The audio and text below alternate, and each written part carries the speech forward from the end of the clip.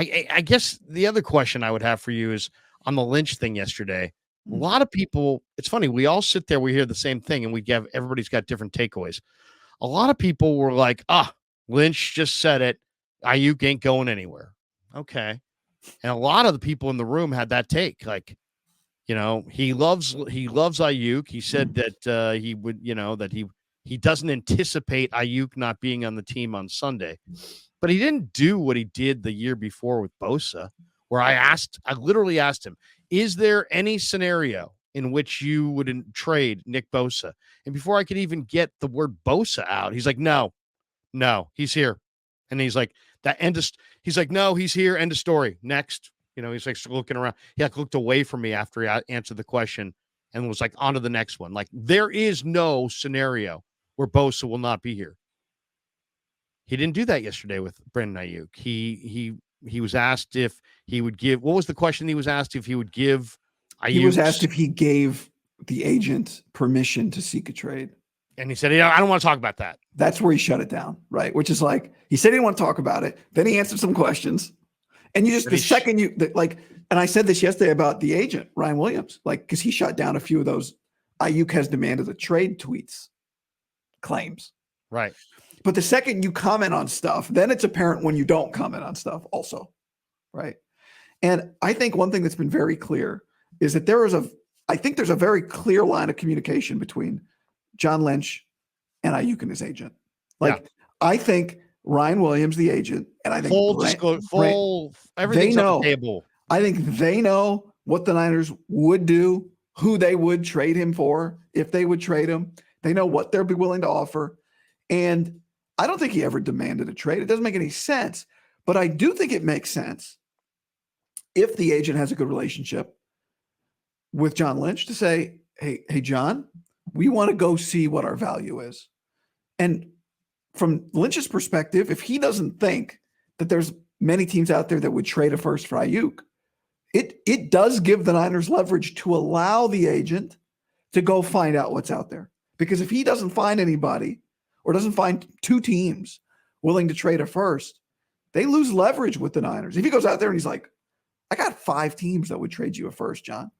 All of a sudden, Brandon Aiyuk has more leverage to say, I'm not taking $23 million a year, $24 million. And he's got more leverage in whatever team picks him up because they just traded their first round pick to get him. Well, that is an immediate leverage. But I just mean, like, if you're Lynch, there are scenarios where it makes sense for you to allow the player and the agent to go out there and do their due diligence, but then push back.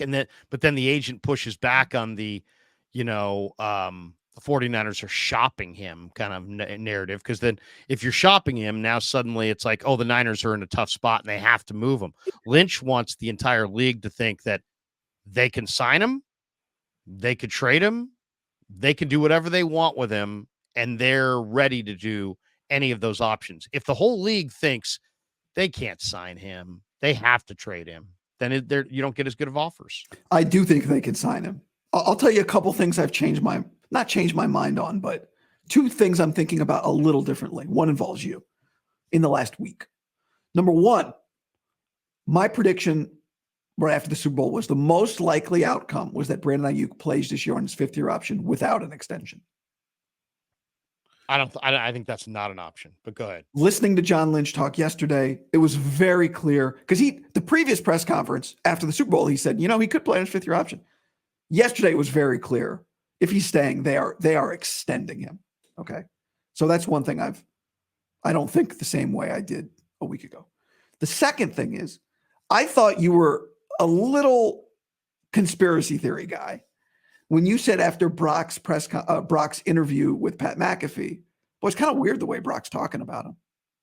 My take at the time was, as experienced as Brock is giving interviews, he's not as comfortable as he'll be 10 years from now, where he's just really fully himself. Brock gives plenty of kind of stock answers. He's loosened up a little bit in the last year, and he'll continue to. It's very natural. But again, yesterday, he talked about Aiyuk in the past tense. Now, maybe it's just the way, maybe he's just talking. It's not really means anything. But I have for you the transcript of what Brock said. I know you were there. I watched it. what we've done has been pretty cool. I'm just thankful I've had the opportunity to play with him. It's been awesome. I do trust John and Kyle in terms of getting guys who are going to make plays and be the right fit for our offense and everything. So at the end of the day, BA has been a brother for me, and I want the best for him. So that's 5 instances of past tense. And to me, the strongest one was I trust Kyle and John. What was it, to get the right pieces, or to have the I trust Kyle and John in terms of getting guys who are going to make plays and be the right fit for our offense and everything. Yeah. So, I mean, it's like, if he stays, he stays. If he goes, I trust these guys will replace him with guys who can do it. Now, what does that mean? Does that mean to you he's gone, or just that everybody's aware that it could go either way right now? Yeah, I think that's it. I think everybody's aware that it could go either way right now. And also, I just think that we're, look at of all the pieces to replace, it's easiest to replace the receivers. Why? Because every single draft in the last 3 or 4 is loaded at wide receiver. I mean, you could go, if tomorrow Brandon Aiyuk fell off a truck and hurt himself and was on the team but was just not available to them, they could go sign Tyler Boyd, draft Xavier Legette in the 2nd round, and probably not miss a beat. I mean, they probably, could be similar offensively to what they were this year. So I don't know. I mean, I like Aiyuk. I just don't look at Aiyuk as he's not Rice. It's not like he's the greatest receiver that ever walked the earth. He's good. He's good. Would I rather have him? Yeah. But there are probably better receivers in this draft down the road than him. I think Neighbors is going to be better. Thomas is an amazing talent. He had 17 touchdowns this year. He's 6'3" and he runs in the 4.3s. So, I mean, and I like other receivers in this draft as well. So I just don't think they're over a barrel. Like, people act like, oh, you gotta have this guy. I don't know if you gotta have this guy. I think I'd rather have this guy than not. And I don't want to give him away for nothing, but I mean, I'm not saying he's just a guy. He's better than that. He's damn good. But he's not like, oh my God, the franchise is going to be up for sale now because they don't have this guy. Well, he's a really good fit for your quarterback. I think that is part of what makes him valuable. And your run to the game. Niners. And your run game. He's a very good blocker. He's a willing blocker. You've invested in him, whatever. But he plays with a quarterback that throws with anticipation. So it's important that he runs precise routes. He runs precise routes. He's not a downfield separator. Fine. Brock doesn't. That's not really that, from an intermediate standpoint, they're an excellent fit. The question, though, is not, is he replaceable?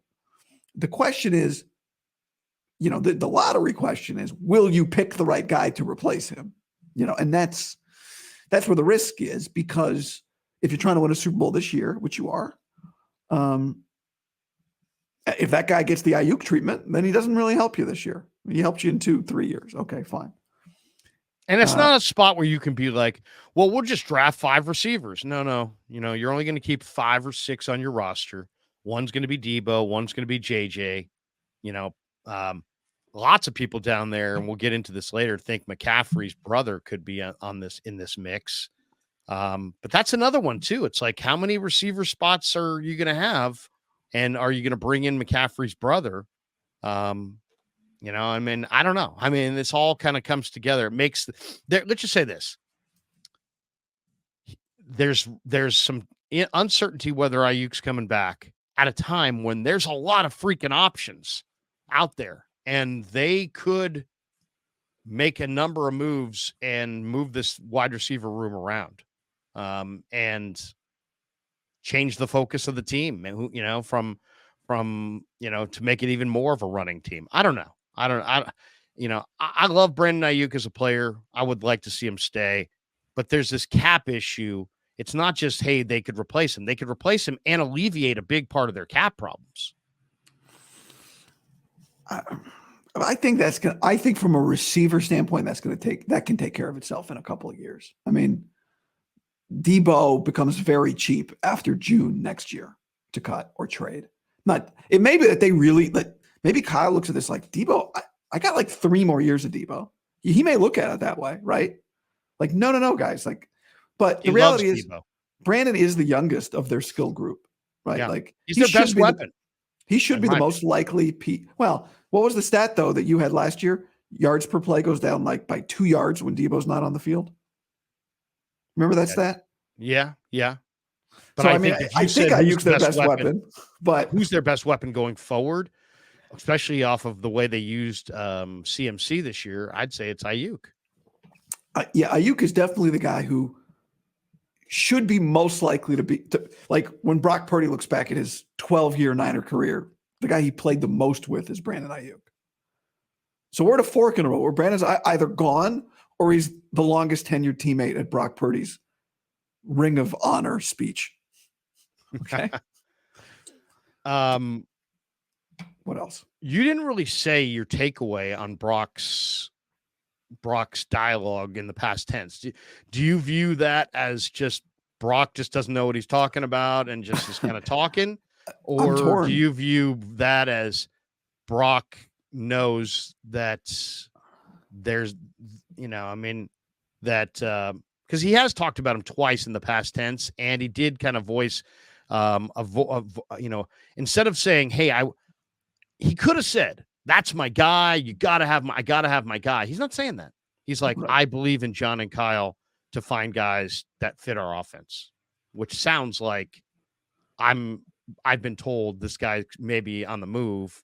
And I think he's prepared for, I think he's prepared for that possibility. Now, again, I still think Brock is still finding his voice. I think Brock knows who he is, but in terms of like press conference, being most comfortable, trying to make sure you don't screw something up, or in interviews, I still think he's finding his sweet spot there.